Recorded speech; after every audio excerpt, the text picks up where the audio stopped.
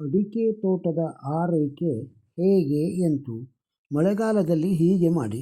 ಮಲೆನಾಡು ಮತ್ತು ಕರಾವಳಿಯ ರೈತರಿಗೆ ಮಳೆಗಾಲ ಎಂದರೆ ಕೇವಲ ಋತು ಬದಲಾವಣೆ ಅಲ್ಲ, ಅದು ಇಡೀ ವರ್ಷದ ಆದಾಯವನ್ನು ನಿರ್ಧರಿಸುವ ಮಹತ್ವದ ಕಾಲ. ಆಕಾಶದಿಂದ ಸುರಿಯುವ ಮಳೆಯ ಪ್ರತಿಯೊಂದು ಹನಿಯು ಅಡಿಕೆ ಮರಗಳಿಗೆ ಜೀವ ನೀಡುತ್ತದೆ.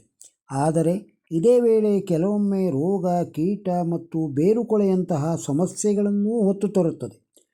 ಮಳೆ ಬಂದರೆ ತೋಟ ತನ್ನಷ್ಟಕ್ಕೆ ತಾನೇ ಬೆಳೆಯುತ್ತದೆ ಎಂಬ ಭಾವನೆ ಅನೇಕ ರೈತರಲ್ಲಿದೆ. ಆದರೆ ವಾಸ್ತವದಲ್ಲಿ ಅಡಿಕೆ ತೋಟಕ್ಕೆ ಹೆಚ್ಚು ಆರೈಕೆ ಬೇಕಾಗುವುದು ಮಳೆಗಾಲದಲ್ಲೇ. ಈ ಸಮಯದಲ್ಲಿ ಸ್ವಲ್ಪ ನಿರ್ಲಕ್ಷ್ಯ ಮಾಡಿದರೂ ಅದರ ಪರಿಣಾಮ ಇಳುವರಿ ಕಡಿಮೆಯಾಗುವ ಮೂಲಕ ಮುಂದಿನ ವರ್ಷ ಕಾಣಿಸಿಕೊಳ್ಳಬಹುದು.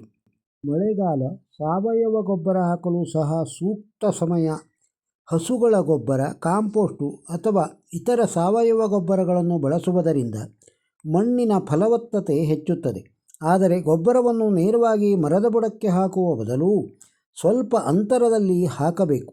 ಇದರಿಂದ ಬೇರುಗಳಿಗೆ ಉತ್ತಮ ಪೋಷಕಾಂಶ ದೊರೆಯುತ್ತದೆ ಮತ್ತು ಬೇರು ಸುಡುವ ಸಮಸ್ಯೆಯೂ ಉಂಟಾಗುವುದಿಲ್ಲ. ತೋಟದಲ್ಲಿ ನೆರಳು ನೀಡುವ ಮರಗಳ ನಿರ್ವಹಣೆಯೂ ಮುಖ್ಯ.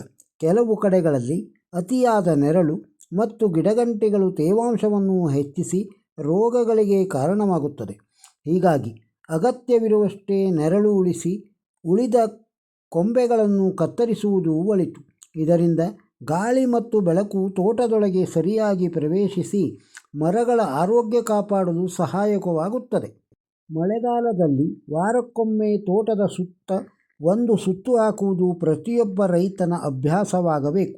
ಯಾವುದೇ ರೋಗ, ಕೀಟ ಅಥವಾ ನೀರು ನಿಂತಿರುವ ಪ್ರದೇಶಗಳು ಕಂಡುಬಂದರೆ ಕೂಡಲೇ ಕ್ರಮ ಕೈಗೊಳ್ಳಬೇಕು.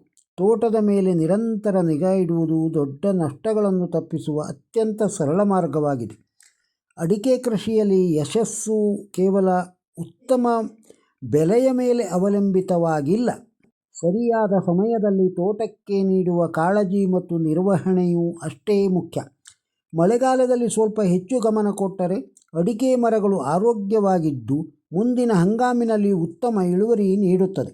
ರೈತನ ಶ್ರಮಕ್ಕೆ ಉತ್ತಮ ಪ್ರತಿಫಲ ಸಿಗಬೇಕಾದರೆ ಮಳೆಗಾಲದ ಈ 3-4 ತಿಂಗಳು ತೋಟದ ಆರೈಕೆ ವಿಶೇಷ ಆದ್ಯತೆ ನೀಡುವುದು ಅತ್ಯಗತ್ಯ. ಮಳೆಗಾಲದಲ್ಲಿ ತೋಟದ ನಿರ್ವಹಣೆಯ ಬಗ್ಗೆ ಸಣ್ಣ ಮಾಹಿತಿಯನ್ನು ಕೇಳಿದ್ದೀರಿ. ಈ ವಿಡಿಯೋ ತಮಗೆ ಇಷ್ಟವಾಗಿದ್ದರೆ ಒಂದು ಲೈಕ್ ಕೊಡಿ. ಇದನ್ನು ಇತರರಿಗೂ ಶೇರ್ ಮಾಡಿ. ನಮ್ಮ ಚಾನಲ್ಗೆ ಸಬ್ಸ್ಕ್ರೈಬ್ ಆಗದೇ ಇದ್ದರೆ ಸಬ್ಸ್ಕ್ರೈಬ್ ಆಗಿ ಹಾಗೂ ತಮ್ಮ ಅಭಿಪ್ರಾಯವನ್ನು ಕಮೆಂಟ್ ಬಾಕ್ಸ್ನಲ್ಲಿ ತಿಳಿಸಿ. ನಮಸ್ಕಾರ.